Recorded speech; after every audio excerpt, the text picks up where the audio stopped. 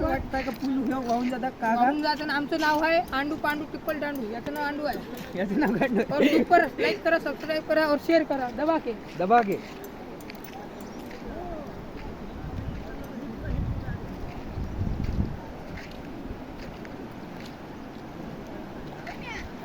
समोरचे आले